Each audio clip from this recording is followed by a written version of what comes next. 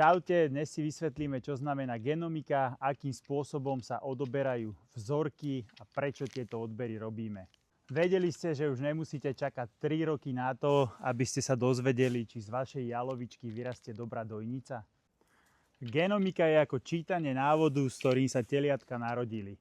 Každé jedno zviera má v sebe knihu, to znamená DNA, ktorú písali jeho rodičia, a poďme sa pozrieť na to, čo všetko dokážeme prečítať. Z genomického rozboru sa dozvieme odhad predpokladanej mliečnej úžitkovosti, obsah bielkovín, tuku, zdravie vemena, celkový rámec zvieraťa, ako aj predispozície na genetické ochorenia. Na odber tkaniva, ktoré sa odoberá z ucha, sa používajú špeciálne kliešte a odobratý materiál sa uloží do ampulky so stabilizačným roztokom.